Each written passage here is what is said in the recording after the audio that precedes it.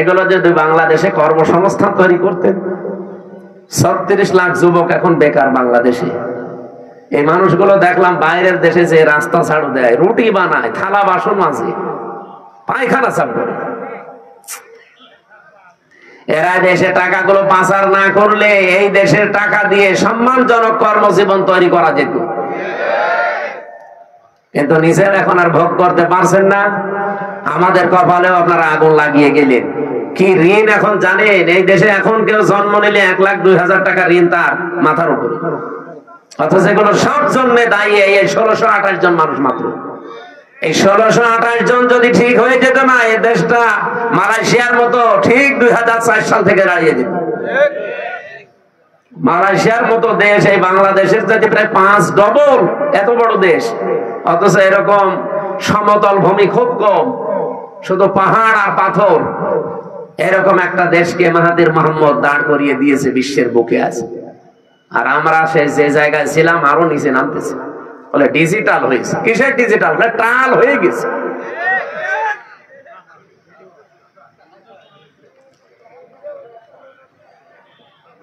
আমরা চাই নির্বাচন কালকেই দিয়ে দেন, কিন্তু 1628 জনের একজনও চেয়ারে থাকা যাবে না।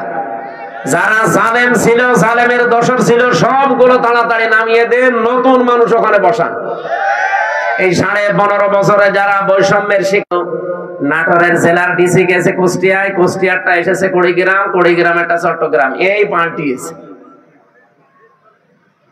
এখনো পর্যন্ত জালেমদের যতগুলো বিচারপতি, জজ, সব তারাই আছে প্রায়। এগুলোকে আপনি মনে করেন যেগুলো মানুষ ছিল?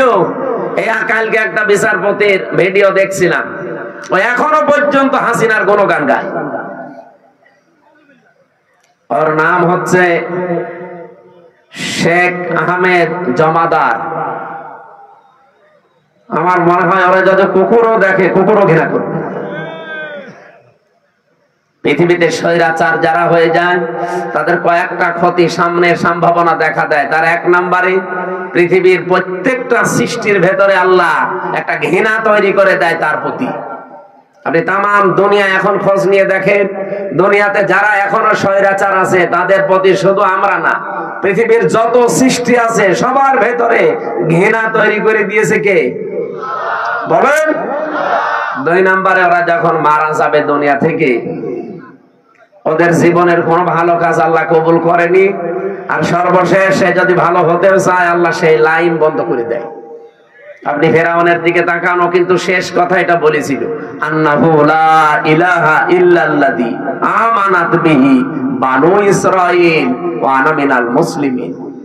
আমি ঈমান আনলাম ওই আল্লাহর উপরে যার উপরে বনি ইসরাঈলরা ঈমান এনেছে, আমি তো মুসলমান। এরপরও ফেরেশতারা আমারে পানির ভেতরে চোবাই কেন?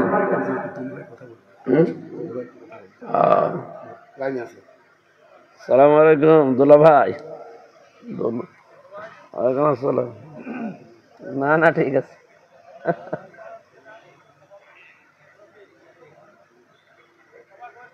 দাবিটা বেশি করে করেন।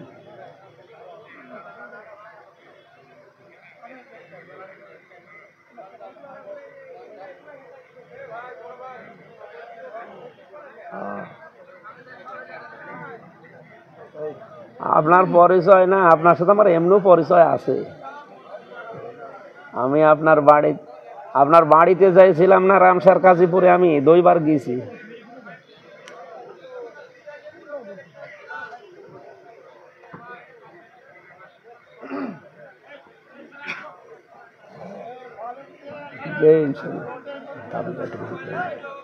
আপনার ওই একটা রোগের কথা শুনছিলাম। হ্যাঁ হ্যাঁ হ্যাঁ, আলহামদুলিল্লাহ।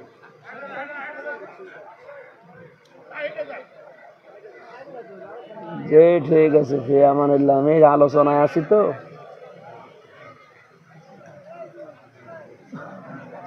জি আল্লাহ হাফেজ। আসসালামু আলাইকুম। প্রধান অতিথি আজকে আমাদের অ্যাডভোকেট রুহুল কুদ্দুস তালুকদার দুলু সাহেব। এত গরম লাগে কেন? একটু ঘুরিয়ে দিলে ভেতরে ঘেমে গেলে তো আবার আরেক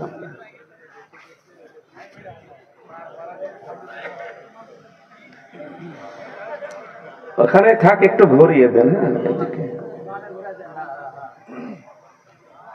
ফ্যান মনে হচ্ছে যে রওশন এরশাদের মতো, জীবন যৌবন সব শেষ হয়ে এই দুটো কয়টা দিয়ে বাতাস না আসে।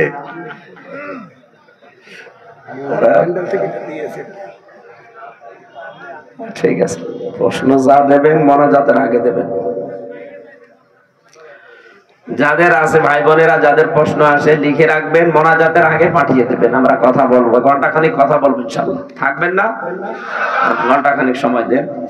যেহেতু তাফসীরুল কোরআন মাহফিল লিখেছেন, নির্ধারিত আয়াতের উপরে আমরা তাফসীরের মূল নীতি 15টা, যতটুকু পারি আমরা চেষ্টা চালাচ্ছি। কথা বন্ধ করে একটি ভল এদিকে।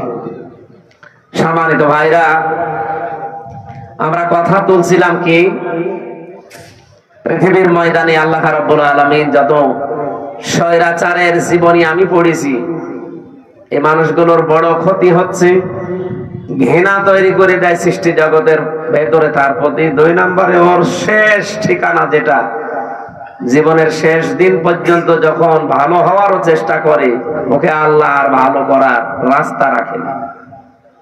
এই লোকটা সর্বশেষ বলেছিল যে আমি ঈমান আনলাম, এরপরও ফেরেশতারা আমার এভাবে পানিতে চুবায়।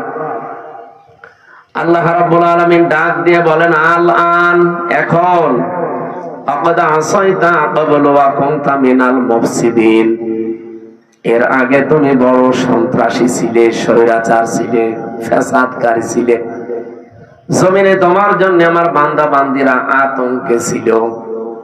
এখান থেকে আমি তাফসিরে ফি জিলালিল কোরআনে পড়েছি, পৃথিবীতে কোনো মানুষের কারণে যদি আল্লাহর সৃষ্টি জগৎ আতঙ্কিত হয়ে যায়, ওই লোকটাকে আল্লাহ সবচাইতে বেশি ঘৃণা করে। এটা 15.5 বছর এটা বেশি ছিল। এমন এমন মানুষ আমরা দেখেছি যাদের জন্য মানুষেরা আতঙ্কগ্রস্ত ছিল। কি, আমি তো নাটোরের খবর খুব বেশি জানি না, কিন্তু শিমুল সাহেব, ধরো বাংলাদেশে যদি 20 জন থাকে তার ভেতরে একজন অন্তত, আর সে পর্যন্ত এর সাথে পারে না, তার মানে এই লোকটা কি আপনারা নিজেরাও ভালো জানেন। ইন্নামা নুমলি লাহুম লিয়াজদাদু ইসমা, মানুষ যখন পাপ করতে করতে সীমা ছাড়িয়ে যায়, আল্লাহ রাব্বুল আলামিন ওনাদের ওসিলায় কোরআনের দাওয়াত নিয়ে যতগুলো দেশে গেছি, যতগুলো আন্তর্জাতিক সেমিনারে, বিশ্ববিদ্যালয়ে, আমি এই আয়াতটা আমার নজরে এতদিন হাজার হাজার বার পড়েছি, কিন্তু না, এখন আমার কাছে এই তথ্যগুলো আসার পর একটা আশার সঞ্চার হয়। সূরা আলাম নাসর 5 এবং 6 নম্বর আয়াত একটু ভালো করে শোনো, 2 বার রিপিট করলেন। আর উসরুন মানে কষ্ট, এই শব্দের আগে আল্লাহ পাক দিয়েছেন আলিফ লাম। কোন শব্দের আগে আলিফ লাম আসলে 4টা অর্থ বের হয়। 1 নাম্বার, এটা নির্দিষ্ট করার জন্য, এটা মারেফা, এর আগে আল্লাহ মাহা দিয়েছেন, এর আগে ইন্না দিয়েছেন, এর আগে ফা দিয়েছেন। তাফসীরের কারণে এদিকে তাকান, হচ্ছে না। আপনি যদি দুনিয়ায় কষ্ট পেয়ে থাকেন, একটা কারণ কয়টা? না, 3টা। কষ্ট পেলেই হবে না, কষ্ট যদি আপনি পেয়ে থাকেন 3 কারণে। আল্লাহ কষ্টের পরে কথা বলতে গিয়েছেন ইসরা, এর আগে আলিফ লাম দেয়নি, এটা নাকেরা, অনির্দিষ্ট শব্দ।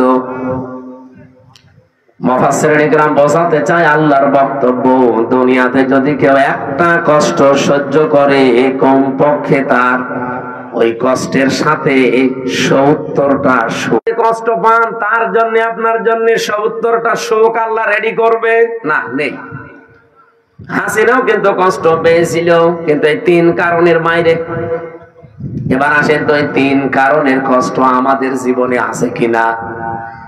1 নম্বরে যদি আপনি কষ্ট পেয়ে থাকেন আল্লাহর জন্যে, 2 নম্বরে রাসূলুল্লাহর জন্যে, 3 নম্বরে মানে যদি দুনিয়ায় কেউ একটা কষ্ট পেয়ে থাকে, আল্লাহ যেহেতু মার পরে আলিফ লাম দিয়ে নির্দিষ্ট করে দিয়েছেন কষ্ট একটা, কিন্তু ইসরাটা নির্দিষ্ট নেই। কমপক্ষে 10 থেকে 70টা পর্যন্ত সুখ, শান্তি, কল্যাণ, দুনিয়া আখিরাত মিলে আল্লাহ তার সাথে জড়িয়ে রাখবে। আর 15.5 বছরে আমরা যারা সত্যিই কষ্ট পেয়েছি, কেউ আল্লাহর জন্য, কেউ রাসূলুল্লাহর জন্য, কেউ মানবতার জন্য। এই কথা বললেন না? অবশ্যই এই 3 কারণের বাইরে অনেকে কষ্ট পেয়েছে, তাদেরটা আমি তাফসিরে পড়ি নাই, এজন্য বাদ। এই 3 কারণের যে কোনো একটা কারণে যদি আপনি কষ্ট পেয়ে থাকেন, আল্লাহর কসম, কোরআনের আয়াত, আল্লাহ গ্যারান্টি দিয়েছেন মাআল উসরি ইসরা, অবশ্যই দুনিয়া আখিরাত মিলে আপনাকে 70টা সুখ শান্তি ভোগ করাবে। শুধু করাবে না, শেষে হর্ষাই আছে, করাবে। এবার যেহেতু আয়াতটা রিপিট করেছেন আল্লাহ, সিস্টেম অপর পৃষ্ঠায় দেখুন, আল্লাহ পাক বলেন দুনিয়াতে কেউ যদি একটা সুখ পায় আর ওই সুখটা যদি অবৈধ হয়, আবার বলছি, আপনি যদি একটা সুখ ভোগ করেন দুনিয়ায় আর সুখটা যদি হয় অবৈধ, একটা সুখের কারণে কমপক্ষে 70টা দুঃখ, যন্ত্রণা, কষ্ট, অকল্যাণ আপনার সাথে আল্লাহ জড়িয়ে রাখবে। এবার আমি একটা একটা করে উদাহরণ বলছি। পৃথিবীতে অনেকেই কিন্তু সুখ পেয়েছে, অবৈধ সুখ, যেমন এই যে পরকীয়া প্রেম করে সুখ পায় না, না এই এলাকায় সব নেই? যারা পরকীয়া প্রেমে লিপ্ত আছেন, আপনিও সুখ পেয়েছেন, শান্তি পেয়েছেন, কিন্তু এটা কি বৈধ না অবৈধ? বলেন বলেন। এরকম অবৈধ সুখ একটা যদি ভোগ করে থাকেন, আপনাকে আল্লাহ কষ্ট দেবে, দুঃখ দেবে কয়টা? 70টা। আর এবারে মিলান, 15.5 বছরে যারা ক্ষমতায় ছিল, বৈধ ভাবে না অবৈধ? তাহলে সুখ তারা পায়নি। বলেন বলেন, যত সুখ পেয়েছে সব বৈধ সুখ না অবৈধ? আপনি এবার হাসিনা থেকে শুরু করে যারা ছিল বলেন, এই 15.5 বছরে যদি অন্তত 50টা সুখ পেয়ে থাকে, আমি কি সুখের নামগুলো বলবো? আরে সুখের নাম বলার দরকার কি? আপনি তো সুখ পেয়েছেন, বাবা শাহজালাল সব হালাল করে নিয়েছিলেন। যেটা আপনার না, জোর করে সেটা আপনি দখল করে নিয়েছিলেন। নবীজির হাদিস আমি পড়েছিলাম প্রথমে, এটা হযরতে আবু যর থেকে বর্ণিত। বিশ্ব নবী বলেন, মানিদ দাআ মা লাইসা লাহু ফালাইসা মিন্না ওয়ালিয়াতাবাওয়া মাকআদাহু মিনান নার। মুসলিম শরীফের হাদিস। এদিকে তাকান। 1 নম্বরে নবীজি বলেন, দুনিয়ার এই ময়দানে যেটা তোমার না, জোর করে যদি ওটা কেউ জোর জবরদস্তি করে দখল করে নেয়, 2টা শাস্তি তার জীবনে মাস্ট বি হবে। 1 নম্বরে ওই দিন থেকে ফালাইসা মিন্না, ও আমার উম্মত থেকে বের হয়ে গেছে। 2 নম্বরে ওয়ালিয়াতাবাওয়া মাকআদাহু মিনান নার। আল্লাহ পাক বলেন, নবীজি বলেন, এটা মুসলিম শরীফ যে নবীজির কথা, ও নিজের জায়গা যেন জাহান্নামে একটা লিখে বরাদ্দ করে রেখে দিয়েছে। হ্যাঁ, এখানে হাদিসের ব্যাখ্যায় মুহাদ্দিস যারা, তারা ব্যাখ্যা করতে গিয়ে দিয়েছেন, যে জিনিস আপনার না, ওইটা যদি আপনি আবার নিয়ে নেন, আপনার জন্য এই 2টা শাস্তি। কিন্তু আপনার জিনিস যদি কেউ দখলে রাখে, ওইটা যদি আপনি ফেরত নেন, এটার জন্য আপনার ওই 2টা শাস্তি নেই। বোঝেননি? আমি জানি না। আপনার যে জিনিস দখল করে নিয়েছে একজন, আপনি যদি এখন কিছু পেয়ে ওইটা আবার নিজের আয়ত্তে নিয়ে নেন, আপনার জন্য হাদিসে বর্ণিত ওই 2টা শাস্তির একটাও হবে না। কিন্তু যে জিনিস আপনার না, জোর করে যদি আপনি নিজের দখলে দুনিয়ায় নিয়ে নেন, আপনি ওই দিন থেকে নবীর উম্মতের বাইরে চলে গেছেন। আপনি নামাজ পড়তে পারেন, রোজা রাখতে পারেন, হজ করতে পারেন, কিন্তু নবীর উম্মত আপনি আর নেই। হ্যাঁ, কিন্তু ওটা যদি আপনারই ছিল, দখল করেছিল একজন, সেটা আপনি আবার ফেরত পেয়েছেন, আপনার জন্য শাস্তি না? এই বাংলাদেশে অনেকের নামে আমরা দেখি, খালি সাদাবাজির কথা শুনলে, একজনের জিনিস নিয়ে নিয়ে, এটা শুনলে খালি এক দলের প্রতি আর এক দলের প্রতি এই যে কাদা ছড়াছড়ি চলছে। আরে ভাই, আপনাকে আগে বাস্তবতা বোঝা লাগবে, যে লোকটার কাছ থেকে 15.5 বছরে আপনি কত কিছু নিয়েছেন, নিজের বিবেককে জিজ্ঞাসা করেন। এই মানুষগুলো যদি এখন সেগুলো ফেরত পায়, ফেরত নিয়ে নেয়, সে তো আর জোর জবরদস্তি করে নেয়নি, তার নিজের জিনিস সে নিয়েছে। এরকম কিছু যদি হয়ে থাকে তাহলে হাদিসের এই দুইটা শাস্তি তার জন্য না। আমি আবার বলছি, আমি নিজে একজন ভিকটিম। এই 15.5 বছরের ভেতরে বিশেষ করে 3 বছর জেলে থাকাকালীন আমার বাবার বৈধ সম্পদ, এবং আমি চাকরি করতাম আকিস গ্রুপে, খতিব ছিলাম, সেখান থেকে তারা অবৈধভাবে বহু টাকা এমনিতেই দিয়েছিল। নাকি আমার কাছে টাকা পাইতো? বলেন। আমার ধরার পরে বলেছিল 50টা মামলা দেব, এক্ষুনি 10 লাখ টাকা দেওয়া লাগবে। বাবা তো গ্রাম্য মানুষ, জমি জায়গা বিক্রি করে যা তা করে ওরে 8 লাখ সঙ্গে সঙ্গে দিয়েছিল। ও শয়তান তারপরও আরেকটা মামলা দিয়েছে। এভাবে খেপে খেপে বাবার কাছ থেকে প্রায় 32 লাখ টাকা নিয়েছে। আকিস গ্রুপের কাছে নিয়েছে প্রায় 30-32 লাখ। 3 বছরে বলেন তো এত টাকা যারা নিল, ওই টাকার মালিক তো তারাই, আর ওগুলো বৈধ মালিক। এখন যদি ওই টাকাগুলো আমি ফেরত চাই, আমার অন্যায় হবে, কারণ জিনিস তো আমারই। আপনি তো জোর করে জবরদস্তি করে উল্টাপাল্টা মামলা দিয়ে টাকাগুলো নিলেন। এখন আপনার বিরুদ্ধে মামলা দিলে ওই টাকা যদি সরকার আমারে ফেরত দেয়, আমার দোষ কিসের? আমার জিনিস আমি ফেরত পেয়েছি। কয়েকদিন আগে যে সিরাজগঞ্জ গোল চত্বরে বসেছিলাম, তারেক জিয়া সাহেবের গ্রামে গিয়েছিলাম এক মাহফিলে, গাবতলী থানা না, ওই গ্রামে গিয়েছিলাম আগস্টের 5 তারিখের আগে। স্টেজ থেকে তাড়তে তাড়তে মাঠের ভেতরে ওসি সহ আমার প্রায় 1-1.5 কিলোমিটার দাঁড়িয়েছে, পা আমা কেটে ওই দিন আমার গাড়িটা ড্রাইভারটা ধরে আটকে রেখে দিয়েছিল। পরবর্তীতে যাদের পাঠালাম তাদের বলেছে টাকা দিতে বলেন। কিসের টাকা? দেওয়া লাগবে। 1,13,000 টাকা গুছিয়ে দিয়েছিলাম বিভিন্ন জায়গা থেকে। ওই দিন তো আমি নিজেই পালিয়ে বেড়াচ্ছি। মে মাসের মনে হয় শেষের দিকে হবে। আগস্টের 5 তারিখের পরে সেই দেশ পরিবর্তন হয়ে গেছে, ওর নামে বিভাগীয় মামলা হয়েছে। ওর এখান থেকে পাঠিয়ে দিয়েছে কক্সবাজারের টেকনাফে। ওর বন্ধু এখানে চাকরি করে, আর একজন খোঁজ পেয়েছে যে আমার মাহফিল সিরাজগঞ্জে, ওই জায়গা থেকে চলে এসেছে। এসে আমি চা খাচ্ছিলাম, হঠাৎ করে এসে বলছো, হুজুর আসসালামু আলাইকুম, আমারে মাফ করে দেন। কে আপনি? বলছে আমি সেই বসি আজাদ। আরে ভাই আপনারে খুঁজছে, এদিকে আসেন। আপনারে খুঁজতেছি। আরে যে বেকার আমার গাড়িটা আটক করে নিয়ে এতগুলো টাকা নিলেন, আর আমার যে তাড়া দিয়েছিলেন, আমার বিভাগীয় মামলা হয়েছে, আমার চাকরি মনে হয় থাকবে না, আমার দিয়েছে সেই বান্ধব কি কক্সবাজারের টেকনাফে। আমি অনেক কষ্ট করে এসেছি আমার এই বন্ধুর মাধ্যমে খোঁজ নিয়ে, আপনি আমার মাফ করে দিয়েন। কোন অনুষ্ঠানে যেন অন্তত আমার নামে কিছু বললেন না। আমি কিছু বলবো না, আগে টাকা ফেরত দেন। আচ্ছা টাকা নেই, টাকা নেই তো কিসের মাফ? 7 দিন সময় দিলাম, টাকা ফেরত দেওয়া লাগবে। আপনাদের নাটোরের সন্তান একজন ছিল আব্দুল বারী রশিদি, এই যে সিংড়ায় বাড়ি, ওই ভাইয়ের গাড়ি আটকিয়েছিল। শেষ পর্যন্ত এখানে ডিস্টার্ব করা যাবে না, থাক এখানে দাঁড়িয়ে থাক ভাই, আপনি জানেন, আপনি এখানে এসে বসেন তো ভাই।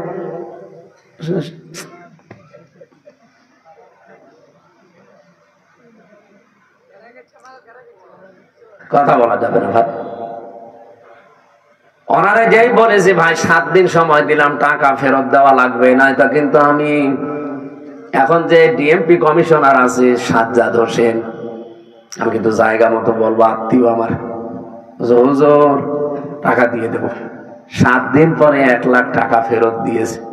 বাংলাদেশের মনে হয় এটাই প্রথম ইতিহাস যে পুলিশ টাকা ফেরত দেয়। আমি তো এর আগে পুলিশ টাকা ফেরত দেয় শুনিও নি, দেখিও নি, আমি অলরেডি পেয়েছি।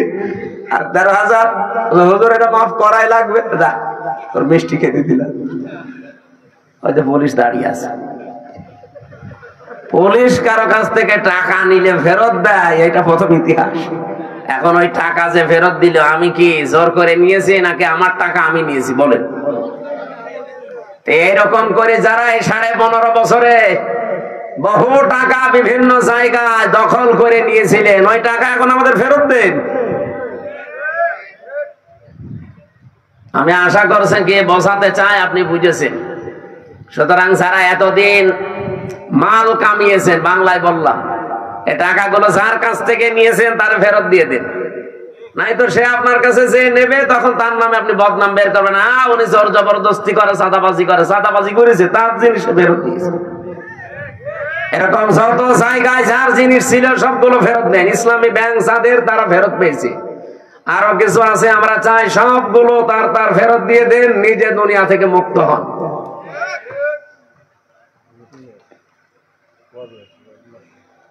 একজন ওসিকে পেয়েছিলাম জেলখানায়, আমি তো ফাঁসির কন্ডেম সেলে থাকতাম সব সময়। উনি আমার এসে একদিন বলছো, হুজুর আপনি তো তওবার কথা বলেন। আমি ওখানে ভেতরে ওই ভক্তিও নামাজ পড়াতাম, আমার পেছনে নামাজ পড়ার জন্য অনেকে আসতেন। নামাজের পরে 2-3 মিনিট করে কথা বলতাম। একদিন তাওবার বিষয়ে কথা বললে উনি আমারে বলছে, হুজুর আমি একটা তাওবা করেছি, দেখেন তো আমার তাওবা হয়েছে কিনা। কি? সেই যে নির্বাচন গেল, আমি বাইরে ছিলাম, এখন আমার 8 বছর জেল, একটা হত্যা মামলার। আমি ওই সময় রাত 12টার পর থেকে আমার লোকজন নিয়ে ভোট কাটা আরম্ভ করেছিলাম। ফজরের আজান পর্যন্ত কাজ কাম করিয়ে সব জায়গা মতো পাঠিয়ে দিয়েছি। এরপরে গোসল করার পরে ওযু করে 2 রাকাত তাওবার নামাজ পড়ে বললাম, আস্তাগফিরুল্লাহ। আমার এই তওবা কি হয়েছে? না, আমরা ইয়ার কি হয়েছে, এটাকে তওবা বলে? আপনি কি আল্লাহর কাছে দোষ করেছেন যে আস্তাগফিরুল্লাহ পড়ছেন? আপনি তো দোষ করেছেন হামজার কাছে। একটা এমপি বানাতে 3.5 লাখ 4 লাখ হামজা লাগে, হামজার বউ লাগে। এই কথা বলছেন না কেন? আপনি তাদেরটা নিজে সব একা দিয়ে দিলেন, আর এখন বলছেন আস্তাগফিরুল্লাহ। আপনার মাফ হতে পারে, তাওবা কবুল হতে পারে যদি বের হওয়ার পর ওই 3.5 লাখ 4 লাখ হামজার বউর কাছে যে বলবেন যে এই ভুল করে ফেলেছিলাম, আমারে মাফ করে দিন। তারা মন থেকে যদি বলে ঠিক আছে মাফ করে দিলাম, আপনি মাফ পাবেন। আর তারা যদি বলে না, কিসের মাপ, আপনাকে আমরা থাপড়াবো, প্রত্যেকে একটা করে থাপ্পড় দেবো, তাই খাবেন। কি কথা বলছেন কেন? দুনিয়ায় বিচার যদি না হয়, কিয়ামতের দিন আল্লাহ নিজে বিচার করবে। কারণ আপনি যারা আল্লাহর হক নষ্ট করেননি, হক নষ্ট করেছেন, হক বলে বান্দার হক। কিন্তু আপনার জন্য আমার আফসোস, আপনি হয়তো 8 বছর জেল খাটার পরে বের হয়ে যাবেন, বের হয়ে দেখবেন অনেক হামজা দুনিয়া থেকে মারা গেছে। কি? অনেক হামজার বউ দুনিয়ায় নেই, তারাও মারা গেছে। আপনি তাদের কাছে মাফ চাবেন কি করে? এটা আপনার জন্য সবচাইতে বড় ভয়ঙ্কর বিষয়। 15.5 বছরে যারা অবৈধ সুখ পেয়েছেন, একটা আপনার জন্য 70টা অপমান অপেক্ষা করছে। এই কথা বলে ঢাকা, আমি এটা বানিয়ে বলছি। সূরা আলাম নাসরা 5 এবং 6 নম্বর আয়াত বাড়িতে মিলিয়ে দেখবেন এই কথাগুলো আছে। দুনিয়াতে যদি কেউ অবৈধ একটা সুখ ভোগ করে থাকেন, মাস্ট বি তার জীবনে কমপক্ষে 70টা অকল্যাণ, দুঃখ, কষ্ট আমার আল্লাহ এর সাথে সাথে রেডি করে রেখেছেন। এই জন্য আল্লাহ মার পরেই দিয়েছেন ওসরুন। আল্লাহ মাটা না দিলে অর্থ হয়ে যেত ইন্নাল উসরি ইসরা, অর্থ হয়ে যেত। কেন আল্লাহ ইন্নার পরে মা দিলেন? আমি চিন্তা ভাবনা করে কোরআন পড়ি, আন্দাজে কোনো বিষয় আমার ভেতরে যায় না, আমি পড়িও না ওইভাবে যে আমি পড়েই যাব, আন্দাজে না। যে কোনো শব্দ নিয়ে আমি চেষ্টা করি এর একেবারে নিচে যাওয়ার। আমার এই ছোট্ট মাথার ভেতরে এখন এই গবেষণাটা এসেছে, দুনিয়ায় যদি কেউ একটা অবৈধ সুখ ভোগ করে থাকেন, আল্লাহ পাক দুনিয়া আখিরাত মিলে আপনাকে অপমান করবে কমপক্ষে 70টা। এতদিন যারা এগুলো ভোগ করেছেন, বলেন তো এই 15.5 বছরে যদি 50টা সুখ ভোগ করে থাকেন, তাহলে এক একটা 70টা হলে 50টা সুখ ভোগ করলে কতগুলো অপমান? হ্যাঁ, 350, 3,500, 3,500 দুঃখ, কষ্ট, অপমান ও কল্যাণ আপনার দুনিয়াতে আখিরাতে মিলে আল্লাহ দান করবে। তারপরে চট করে ঢুকে পড়বেন, অবশ্যই এখনই চট করে চলে আসবে। আরে ভাই এতগুলো দুঃখ আপনি কে নেবে? আপনার কি, আপনার তো বাবা নেই, বাবা কি ভোগ করবে? আপনার জীবনে ভোগ করা লাগবে এক একটা সুখ ভোগ করার কারণে। কি সুখে ছিলেন এবার নিজে মিলান। 15.5 বছরে যারা সুখ পেয়েছেন, একটা অবৈধ সুখের কারণে 70টা করে কষ্ট আপনার পেছনে লেগে আছে। এই জন্য মা আছে, যারা আরবি গ্রামার বোঝো জিজ্ঞাসা করেন। আমি আবার বলছি, দুনিয়াতে সত্যি যদি আমরা কেউ আল্লাহর জন্য কষ্ট পেয়ে থাকি, মানবতার জন্য কষ্ট পেয়ে থাকি, রাসূলুল্লাহর জন্য কষ্ট পেয়ে থাকি, একটা কষ্টের জন্য কমপক্ষে দুনিয়া আখিরাতে 70টা সুখ আল্লাহ রেডি করে রেখেছে। এই জন্য আমরা আশায় বুক বাঁধি, যত কষ্ট এই দেশের মানুষেরা আল্লাহর জন্য, রাসূলুল্লাহর জন্য, ইসলামের জন্য, মানবতার জন্য সহ্য করেছি, আগামীর এই দেশ আমার আল্লাহ অবশ্যই অবশ্যই কোরআনের হাতে দেবেন। কোরআনে কারীম দিয়ে যদি এই দেশটা চলে, এর ভেতরে 500 আয়াত আছে শরীয়তের বিধান, 6666টি আয়াতের মাত্র এই 500 বিধান যদি দেশে রাষ্ট্রীয় ভাবে কায়েম হয়ে যায়, আপনি দেখবেন এই দেশটা একটা মিনি জান্নাত হয়ে গেছে। আরে মরণের পরে জান্নাত পাওয়া যাবে সেটা তো অনেক পরে। প্রতিদিন যে দোয়া করে, রব্বানা আতিনা ফিদ দুনিয়া হাসানা ওয়া ফিল আখিরাতি হাসানা ওয়া কিনা আযাবান্নার, আল্লাহ দুনিয়া দাও আগে, এরপরে আখিরাত দিও। কেউ কি আগে বলে আখিরাত দিও তারপরে দুনিয়া দিও? বলে কেউ? কেউ বলে না। আর আল্লাহ এভাবে শেখানো নি, উনি শিখিয়েছেন ধারাবাহিক।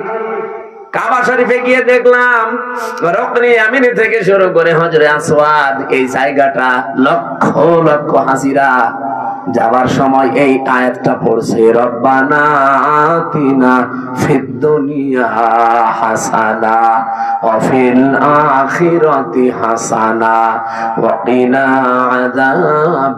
আযাবান্নার। বলেন আমিন। দুনিয়ায় আগে শান্তি দরকার। দুনিয়ায় শান্তি, স্বস্তি, নিরাপত্তা যদি সত্যি আমরা পেতে চাই, এটার বিকল্প দুনিয়ায় কিচ্ছু নেই।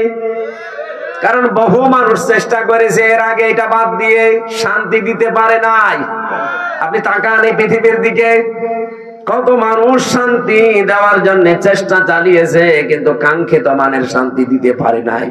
উন্নত দেশগুলোতে আপনি মনে করেন খুব শান্তিতে আছে, কোরআনের আইন বাদ দিয়ে না। আমি বাইরের দেশগুলোতে, আমাদের নরসিংদীর বাবরহাটের মতো শান্তি পাইনি।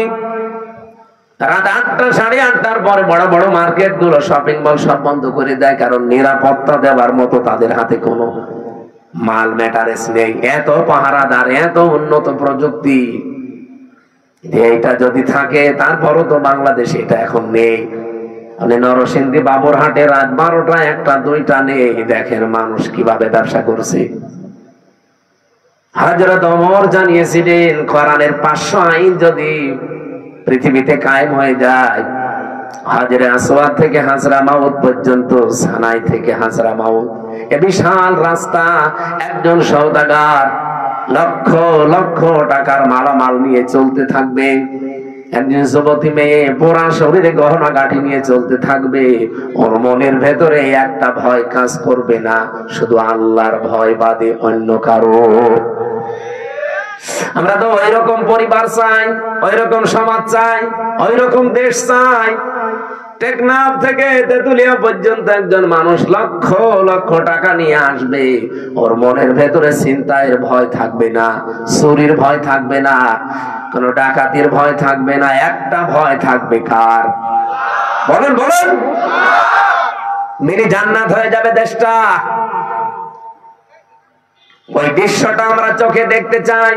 জীবনে প্রতিদিন আমার মনে হয় এই দোয়াটা আমি অন্তত যে কোনো একবার করি, আল্লাহ পৃথিবীতে কিছুই যদি তোমার কাছে কবুল না হয়, 3টা বছর বিনা কারণে জালেমদের জিন্দানখানায় বন্দী ছিলাম, কষ্ট তো কম বেশি পেয়েছি, ওরা আর আমাদেরকে আরো বেশি কষ্ট দিয়েছে।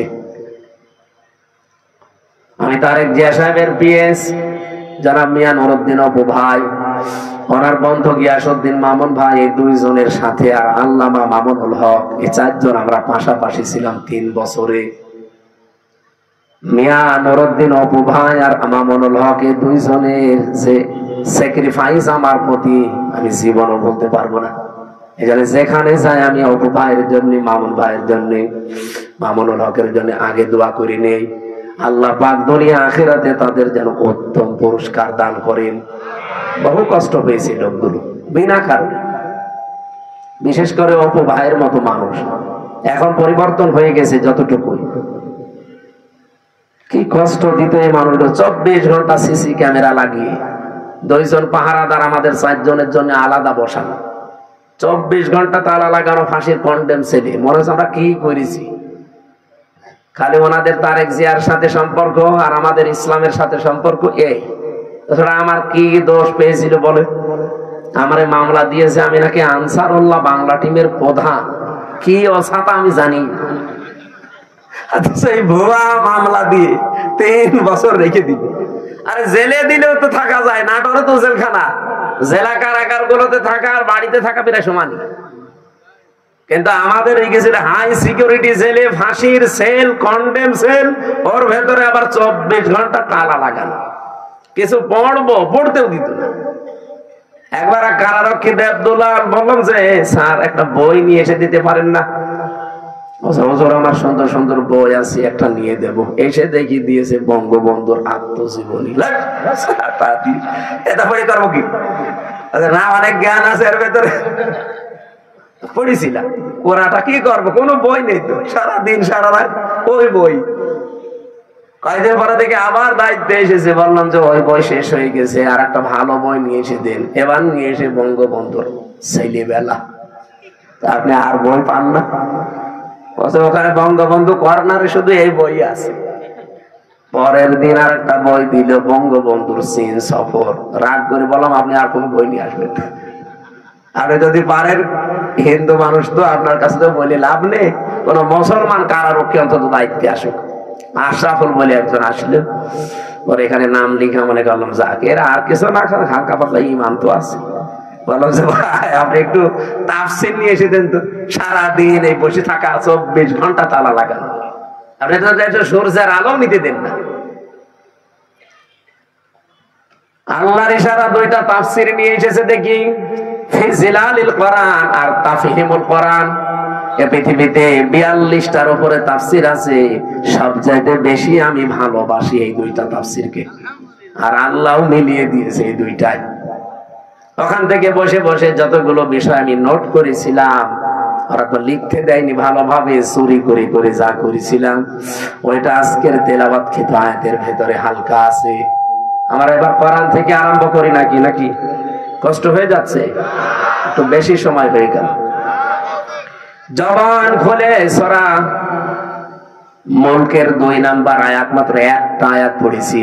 এ মাথার ভেতরে আয়াত নিয়ে যত কথা সাজানো আছে, সারা জীবন যদি বলা যায় তাও শেষ হবে না, এত কথা আছে আয়াত। আমরা তাফসীর আকারে পড়বো এবং তাফসীর আকারে বলবো ইনশাআল্লাহ।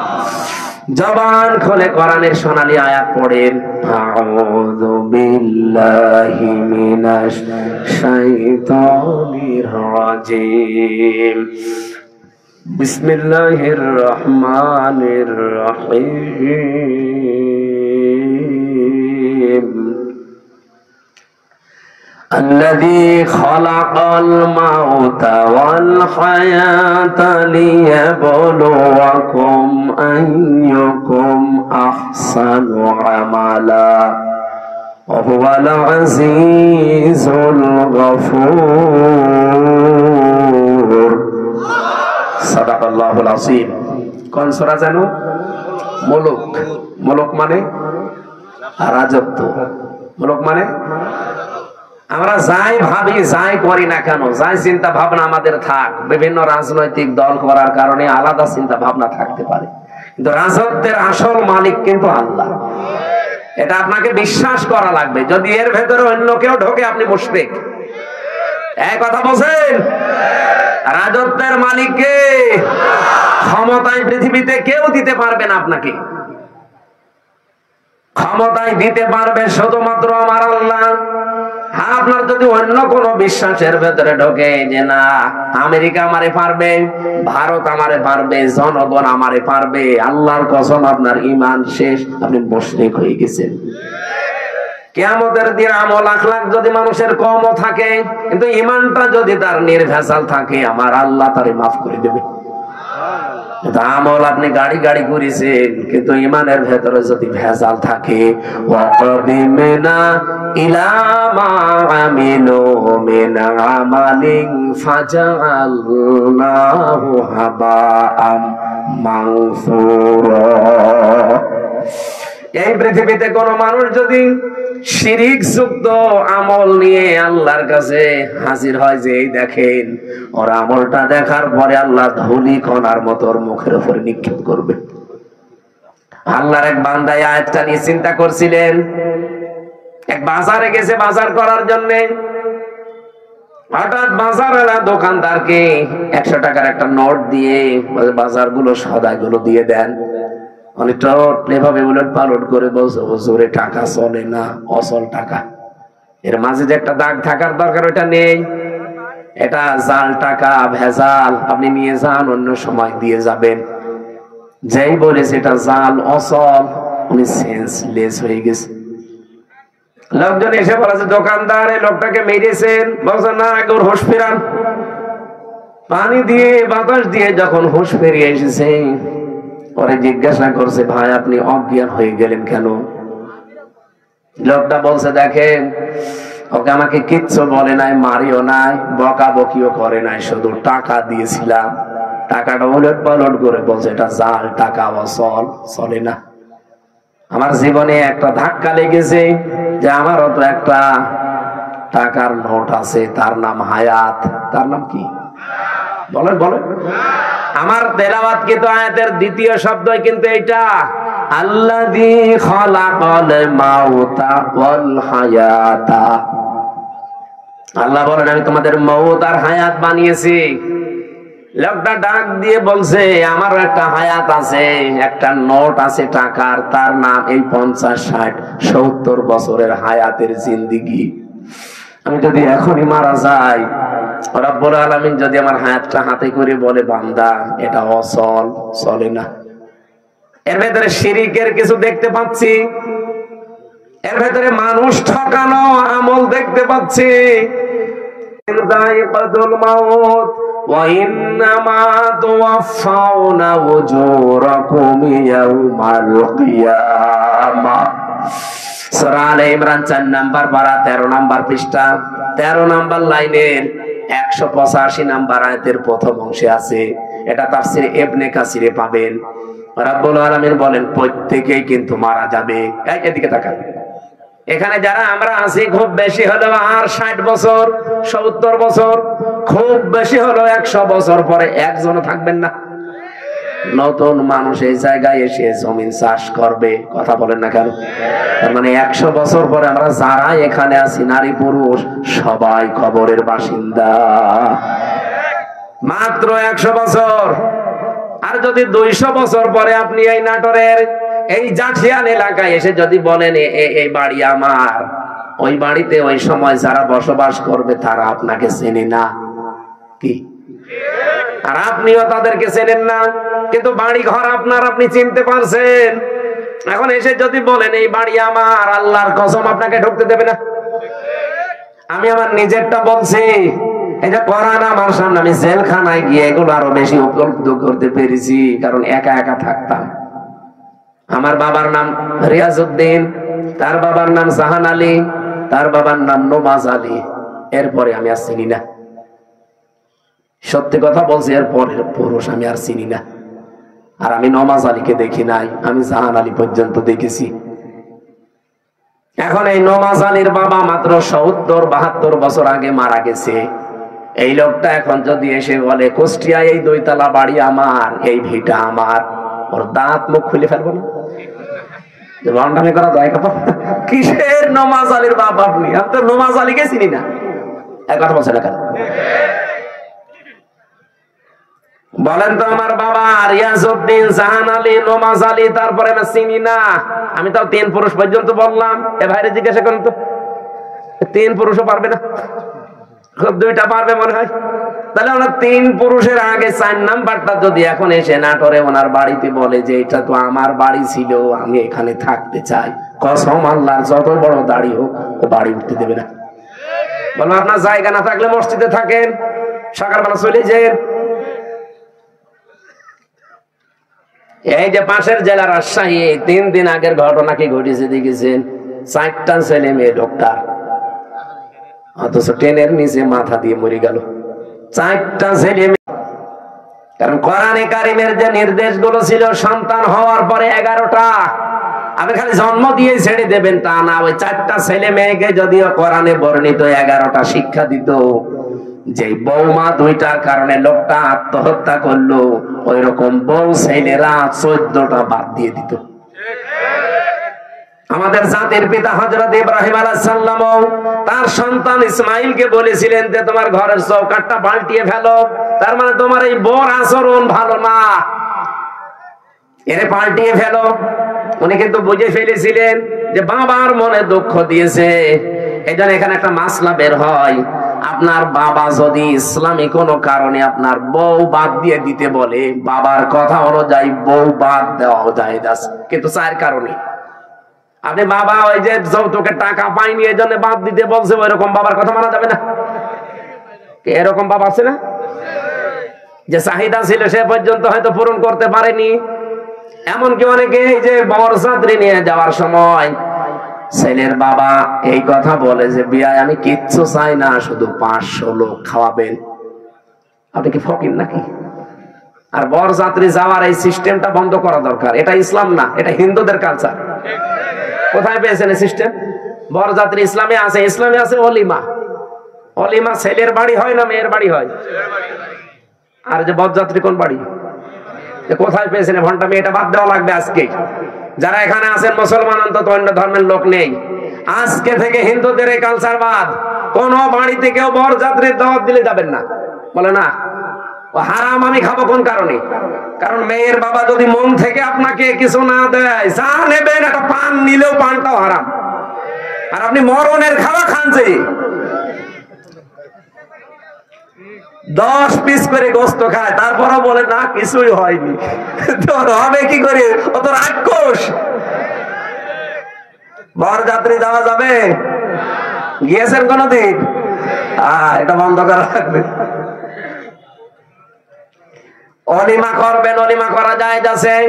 আমি এই কথাটা 3-4 বার বলতাম না, কারণ আমার ছেলে নেই, আমার 3টা মেয়ে, আমার আবার বাঁচা লাগবে না। যদিও ইসলামেও আছে, তারপরও আমার নিজেরও বাঁচা লাগবে ভাই। বারবার করে বলছি, বরযাত্রী যাওয়া, অলিমা করা হয় ছেলের বাড়িতে, ছেলের বাবারা বুঝুক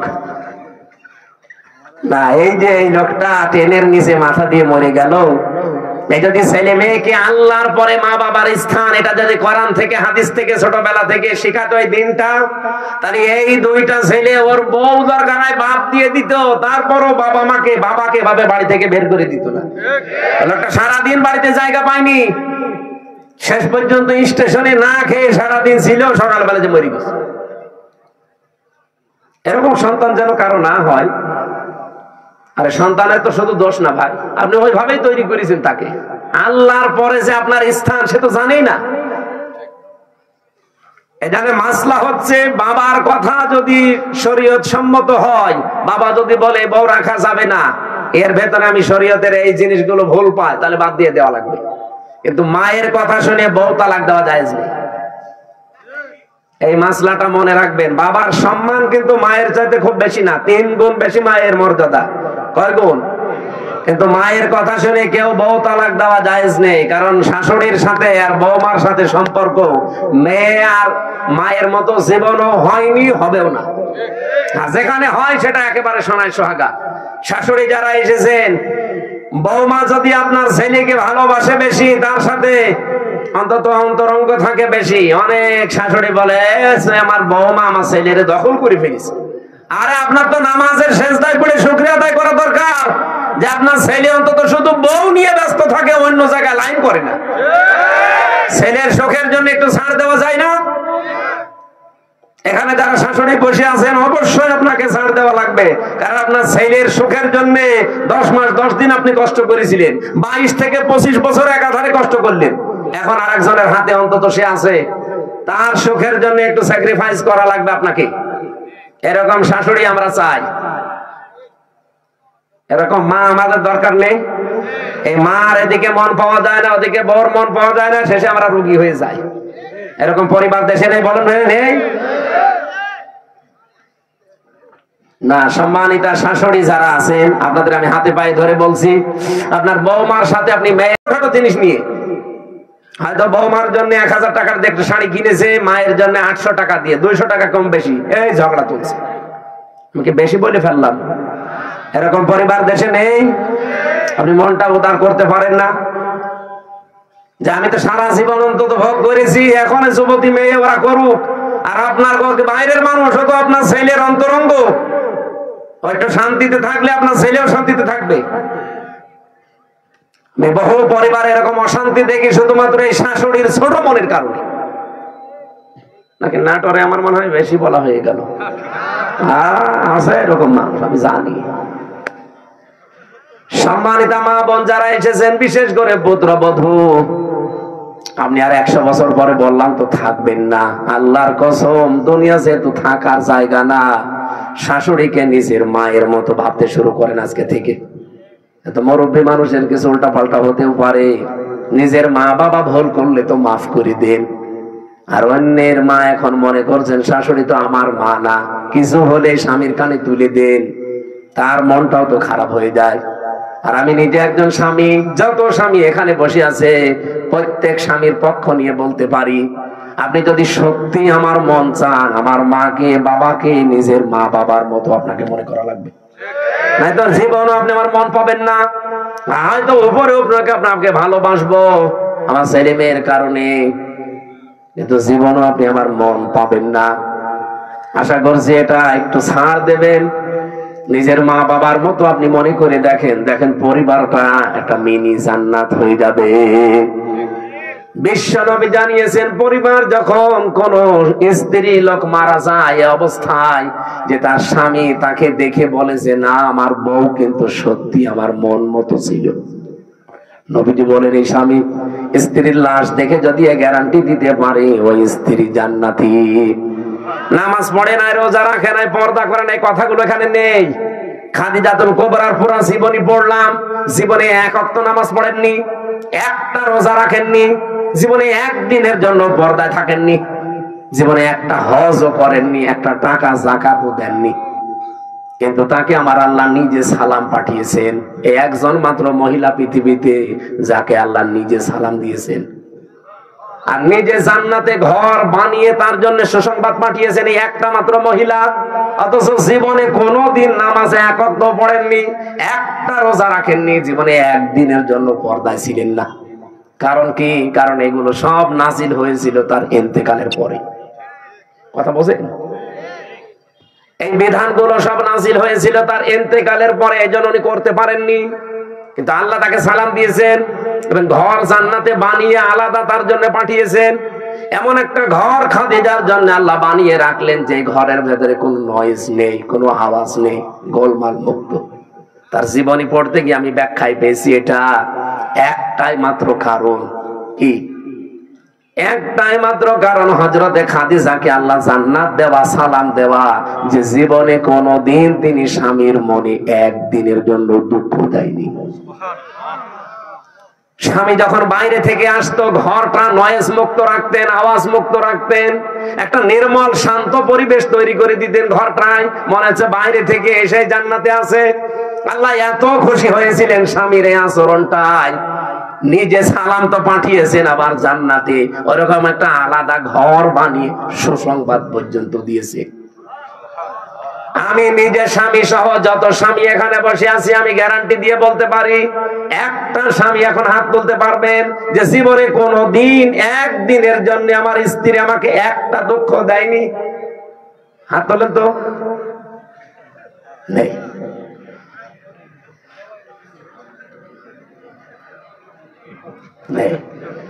এই 2 জন তো হাত তুলতে পারে। ক্যামেরা এদিকে মার না, আমি হাসির জন্য বলি নাই, চিন্তা করে দেখেন আমিও হাত তুলতে পারলাম না, যদিও ম্যাডাম মনে হয় দেখছে, যা করে করুক, কপালে যা আছে হবে। কি আশ্চর্য, মেয়েরা এই যে হাজার হাজার মহিলারা বসে আছে, ওরা মনে করে নামাজ পড়লে রোজা রাখলে আর কালো বোরকা পড়লে আমি জান্নাতি। কে বলিস আপনাকে? খাদিজা তো জীবনে এক ওয়াক্ত নামাজ পড়েনি, একটা রোজা রাখেনি, একটা দিনের জন্য পর্দা ছিল না জীবনে। কোনো দিন একটা দিনের জন্য, একবারের জন্য স্বামীর মনে তিনি দুঃখ দেয়নি। এরকম স্ত্রী তৈরি করা দরকার না? এখানে যারা বসে আছেন, আল্লাহ যেন খাদিজার মতো তৈরি করে দেন আপনাদের, বলেন আমিন। কেন? শিক্ষা নেওয়ার জন্য। পরিবারটা জান্নাত হয়ে যাওয়ার কথা, অথচ 100টার প্রায় 99টা পরিবার এখন শান্তি নেই। সে আলেম বলেন, হুজুর বলেন আর জেনারেল বলেন, সবগুলো এখন অশান্তি, এই শুধু ছোট মনের কারণে। আমি দুনিয়ার একটা হিসাব দিচ্ছিলাম, আমি নিজের দাদার বাবাকে পর্যন্ত আর চিনতে পারছি না।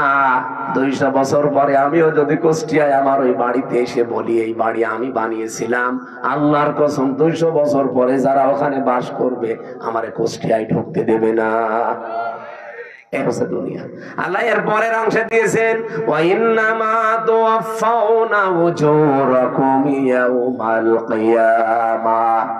ও পৃথিবীর মানুষেরা, বুঝে শুনে কাজ কারবার করবা, যা করো না কেন এইটা কিন্তু তোমারে দেওয়া হবে, যা করবা এইটাই তোমাকে দেওয়া হবে। ফামান যুহজিহা আনিন নার, এইটা বলার জন্য আমি এ পর্যন্ত আসলাম, ভালো করে শুনবেন।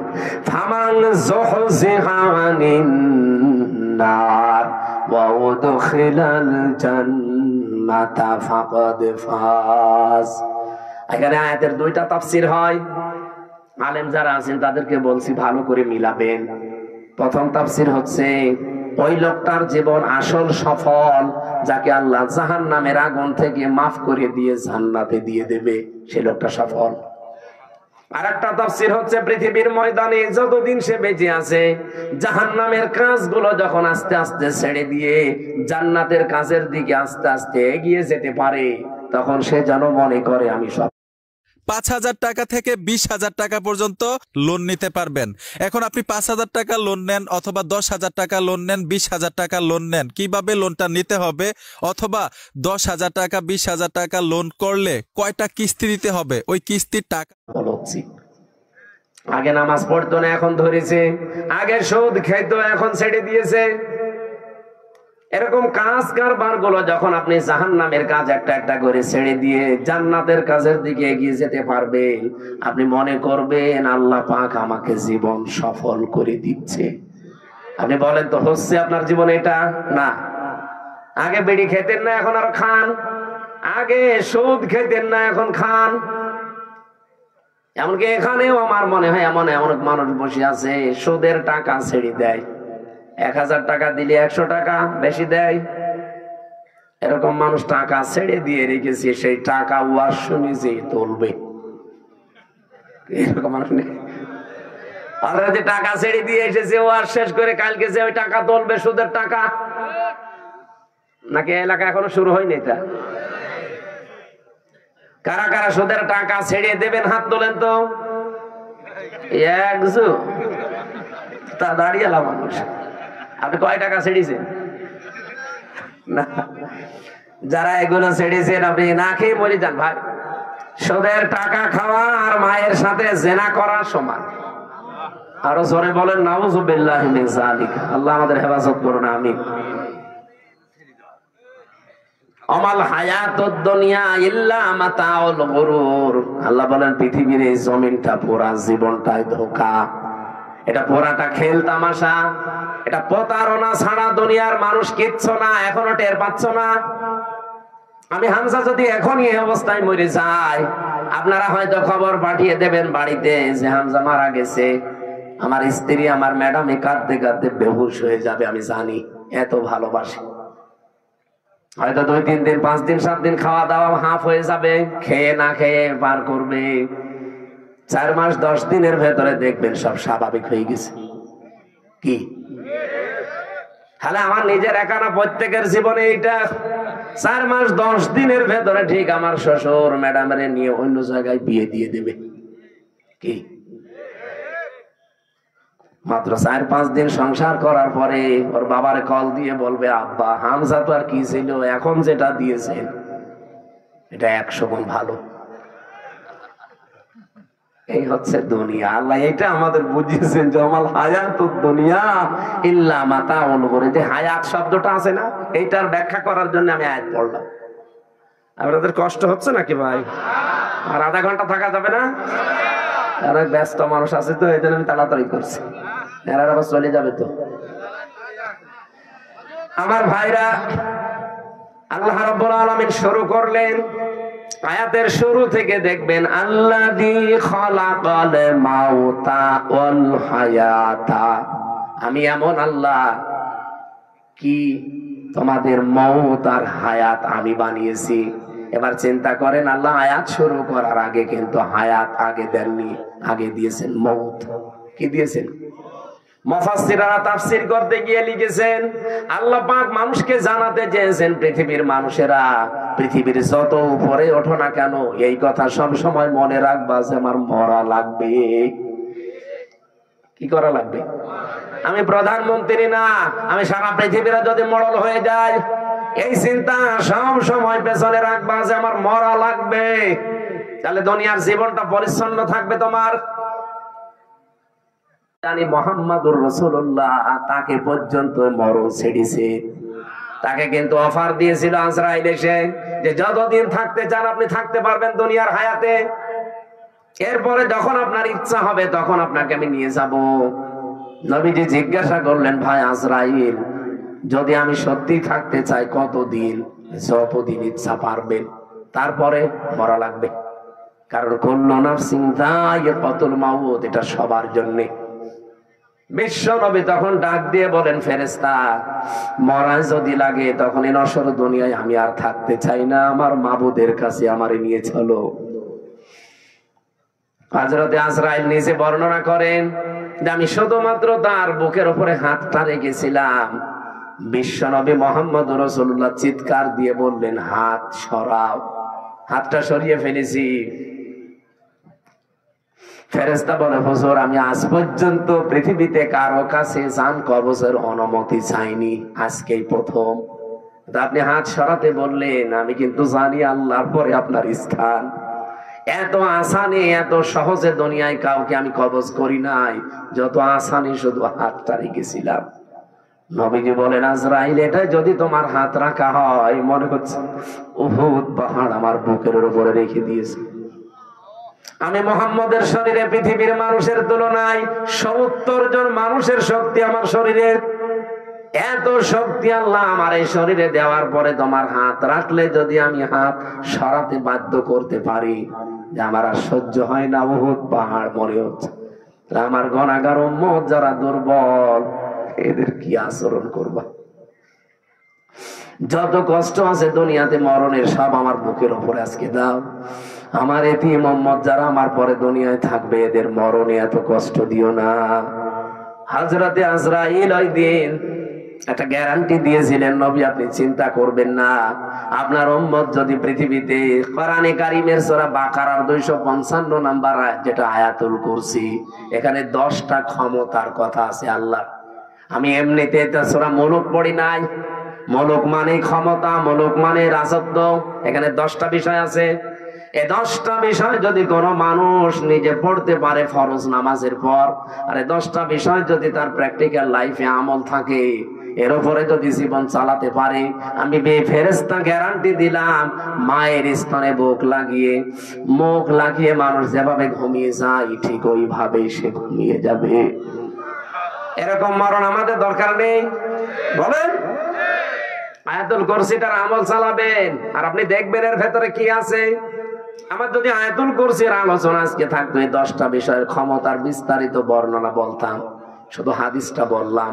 ফরজ নামাজের পরে সালাম ফিরিয়ে পড়বেন, আস্তাগফিরুল্লাহ, আস্তাগফিরুল্লাহ, আস্তাগফিরুল্লাহ 3 বার, আল্লাহু আকবার 3 বার, আল্লাহুম্মা আনতাস সালাম ওয়া মিনকাস সালাম, এটা একবার।